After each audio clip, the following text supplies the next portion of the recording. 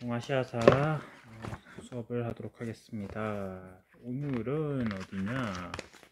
저번에 63쪽까지 받고 오늘은 64쪽이에요. 64쪽 명나라의 조공질서 확립, 이 홈페이지를 내용을 좀 보도록 할게요. 자, 이 시기 14세기쯤이 되는데 이 시기는 이렇게 정리할 수 있어요. 바로 교체 시기입니다.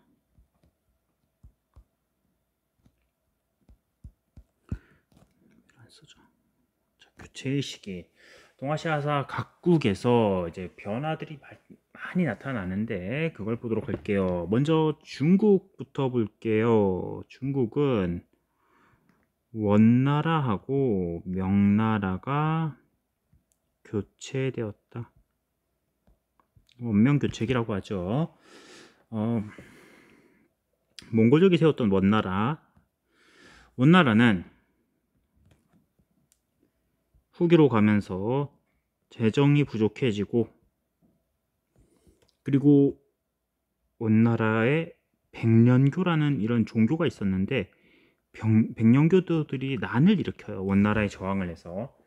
그래서 재정 부족과 이 백년교의 난 등으로 원나라의 힘은 점점 약화되고 있었습니다. 그때 이 남쪽 지방, 자, 우리 앞에서 얘기를 했어요. 중국은 기존에는, 과거에는 이 북쪽의 화북지방이, 이 동네가 화북지방이 그 경제의 중심이었으나 위진 남북조 이래로 남조의 개발이 본격화되었다 했죠. 이 동네 개발이. 그래서 이 남쪽 지방을 거점으로 해서 주원장이라는 사람이 등장을 합니다. 남부지방을 거점으로 해요. 이 사람은 난징을 수도로 명나라를 건국했다. 1368년입니다. 주원장은 명을 건국하고 이제 원나라랑 싸워서 원을 물리칩니다. 그 이후 주원장은 황제권 강화를 위해서 힘썼다. 자기 되게 친한 친구가 있어요. 호유용이라는 사람이 있는데 이 사람이 승상이었습니다. 승상이란 건 황제 바로 다음 가는 거예요. 중국에 황제가 있으면은 황제 바로 밑에 신하 중에 가장 높은 게 승상이었어요. 그래서 우리 삼국지의 제갈량 이런 사람들도 승상이었거든. 그런데 호유용이 건국 때부터 친구고 이 사람이 승상이었는데 주원장은 황제의 고난을 강화시키고 싶어. 그래서 신하들 중에 가장 힘이 강하고 자기의 가장 친한 친구였던 이 호유용의 옥이라고 해서 이 사람이 반란을 일으켰다고 죄를 물어서 죽입니다. 그리고 승상 제도를 아예 없애버려요. 신하 중에 가장 위에 있던 승상 제도 자체를 없애버려. 그러니까 황제가 있고 황제 바로 밑에 있던 게 승상이었는데 없어져 버렸네. 그럼 이 신하들은 모든 걸 황제에게 직접 보고해야 되겠네요. 자, 이런 식으로 황제의 권한을 강화시킵니다. 자, 그리고 이 원나라는 몽골족이었잖아, 얘들아. 원나라는 몽골족이었지. 몽골이 지배하면서 중국의 한족 문화가 많이 이제 위축되어 있었거든. 다시 옛날의 한족 문화를 회복시키자. 한족 문화 회복을 위해서 노력을 합니다. 그래서 육유라고 하는 이 한족 문화 회복을 위한 육유라고 하는 책을 이렇게 반포하기도 했습니다. 자, 이게 중국의 이야기입니다. 그 다음 한반도를 보자. 원나라 명나라 교체기 때 한반도에서는 어떤 일이 있었느냐. 한반도에서는 고려하고 조선의 교체입니다. 자, 이건 한국사에서 했던 내용들입니다. 고려는 고려 말에 공민왕이란 사람이 반원 개혁을 해요.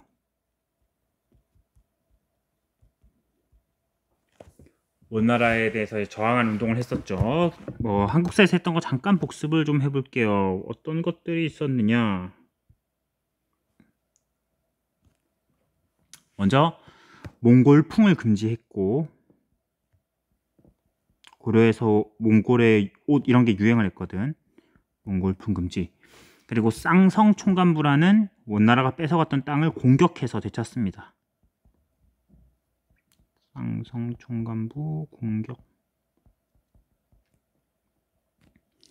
그 다음 홍건적과 자, 이를 공격해서 막 개혁을 했어요. 근데 국민왕의 개혁이 왜 실패했느냐. 홍건적 왜구의 침입 등으로 결국 실패했다. 국민왕의 개혁은. 하지만 국민왕 개혁이 갖는 의의가 있었죠. 이 개혁의 과정에서 새로운 세력, 바로 신진사대부가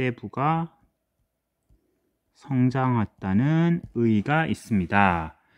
자, 그리고 그 신진사대부 중에서 일부 세력은 고려는 썩었다, 고려 말고 새로운 나라를 만들자 하면서 주장을 했고, 그들을 우리는 뭐라 부르느냐.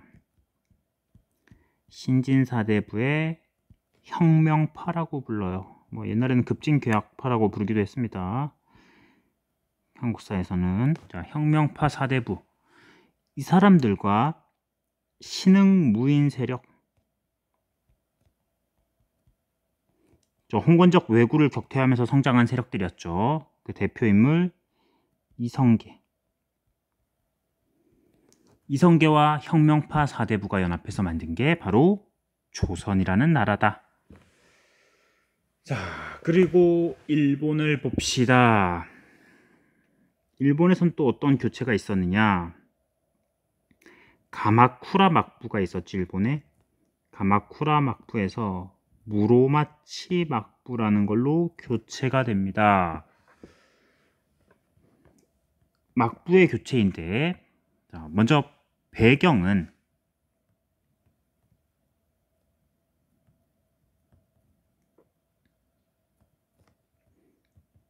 여몽연합군. 여몽연합군 어디랑 어디까? 옛날에 일본에 쳐들어왔던 나라 두 나라, 고려랑 몽골의 연합이에요. 여몽연합군이 침입한 후 일본이 이걸 막았지. 일본이 막긴 막았어. 그때 태풍 불어가지고. 근데 막았다고 해서 일본이 뭐 경제력이 좋아지고 이런 건 아니거든. 비록 막았지만 그 전쟁에 참가했던 무사들, 사무라이들한테 얘네들이 우리가 전쟁 참가했으니까 뭐 전쟁에서 월급 같은 거 달라 이래 했는데, 그때 당시 막부였던 가마쿠라 막부가 그걸 감당을 못해. 가마쿠라 막부가 이미 상태가 안 좋았거든. 그래서 여몽연합군의 침입 이후 무사들에게 월급도 똑바로 지불 못하고 똑바로 된 보상을 못하니까 무사들의 불만이 쌓였고, 점점 가마쿠라 막부는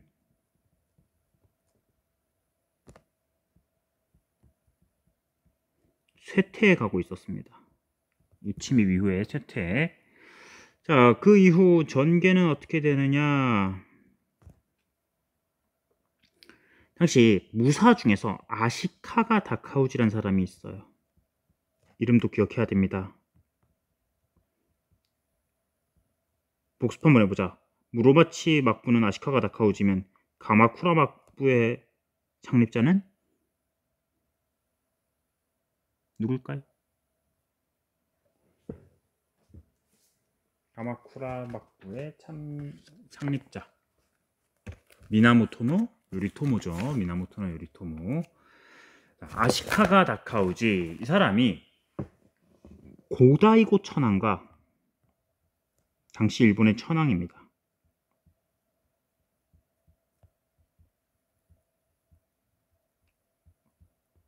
함께, 고다이고는 이름 뭐 굳이 외울 필요 없습니다. 함께 가마쿠라 막부를 없애버립니다.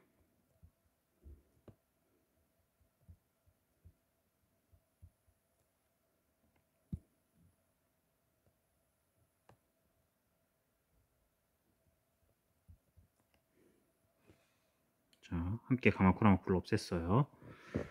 자, 그런데 이 없애는 것까지는 함께 했어요, 둘이. 문제는 여기서 둘이 생각이 좀 다릅니다. 아시카가 다카우지는 직업이 무사라고 했잖아. 자기 스스로 사무라이야. 그래서 가마쿠라 막부를 없애고 새로운 막부를 만들어야 되겠다. 이게 아시카가 다카우지의 생각이고, 고다이고 천황은 옛날 일본의 그 다이카 계신 때 율령 반포했을 때로 돌아가자. 천황 중심으로 가자. 그래서 둘이 함께 가마쿠라 막부를 없애고 나서는 오히려 사이가 점점 안 좋아지게 돼요. 어제의 동지가 오늘의 적이 돼버린 거죠. 그래서 아시카가 다카우지는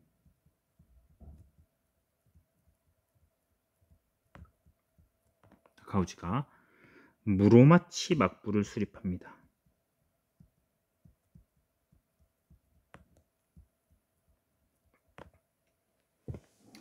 그리고 고다이고 천황을 공격해버려요. 아시카가 다카우지가 고다이고를 공격해. 그래서 고다이고는 도망을 가가지고 일본의 남북조 시대가 열려요.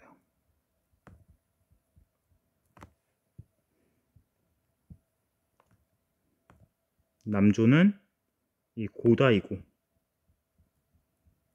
천황을 중심으로 한 세력이고, 북조는 무로마치 막부겠죠.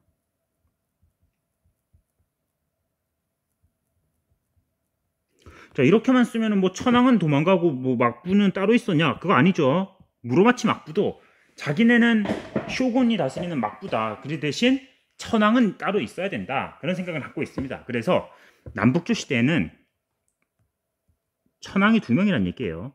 천황이 2명이 됐다. 한 명은 고다이고 천황 세력 쪽이고, 한 명은 무로마치 막부에서 뽑은 허수아비 천황. 그렇게 해서 2명의 천황이 일본을 남북으로 나눠 가졌습니다.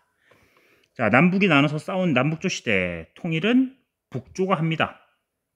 아시카가 다카우지의 후손인 아시카가 요시미스라는 쇼군이, 아시카가 요시미스가 남북조를 통일했다.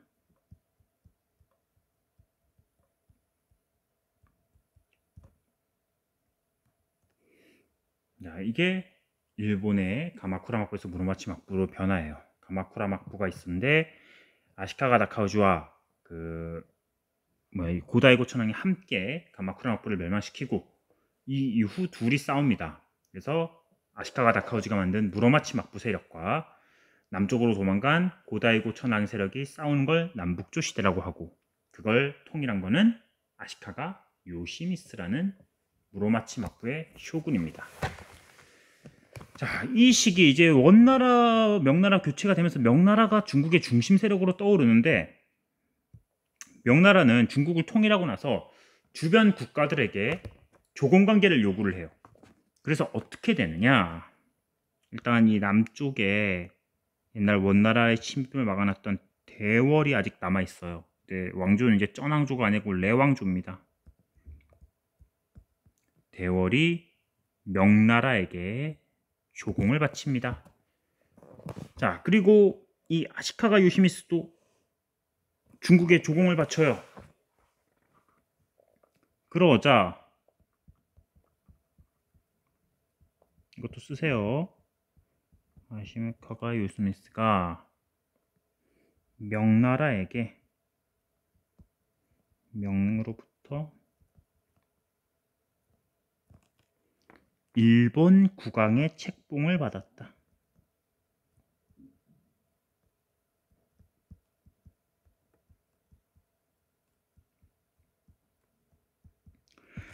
자, 근데 이게 문제가 되죠. 일본의 왕은 뭐 실권은 하나도 없고 형식상으로나마 천황이잖아, 그치? 그래서 고다이고 천황이 있었고, 무로마치 막부를 세운 아시카가 다카우지도 자기 스스로 천황이 되진 않았어. 천황을 따로 또 뽑았죠, 고다이고에 대항해서. 그래서 2명의 천황이라고 했었잖아. 요시미스가 통일은 했지만 여전히 일본에는 천황이 따로 있습니다. 근데 아시카가 요시미스가 명나라에 조공을 하자 명나라에서 그런 걸 잘 모르잖아. 명나라는 뭐 여기 천황인지 쇼군인지 이런 거 몰라. 그냥 요시미스가 조공했네? 그래, 너가 이제 일본 왕이다 하고 임명장을 줘버려요. 그렇게 되었습니다, 당시의 상황이. 그렇지만 일본 천황은 뭐 힘이 없었기 때문에 뭐 어떻게 하지도 못했죠. 이거에 대해서. 조선 역시 명나라에게 4대 외교를 하면서 조공을 바칩니다. 그리고 여기 남쪽에 여기에 이쯤에 지금 오키나와 류큐라는 나라가 있어요. 류큐 역시 명나라에게 조공을 바쳤다. 이제 명나라 중심으로 동아시아의 질서가 재편이 됐네요. 뭐 한국사에서 했던 내용인데 하나만 추가로 좀 보면은 조선은 뭐 류큐라던가 일본, 뭐 이쪽의 여진 이런 나라들에 대해서는 교린 정책을 펴기도 했다. 그래서 4대 교린 얘기를 했었죠. 적당히 친하고 또 마음에 안 들면 가끔 싸우기도 하고 그런 게 4대 교린 정책이었습니다.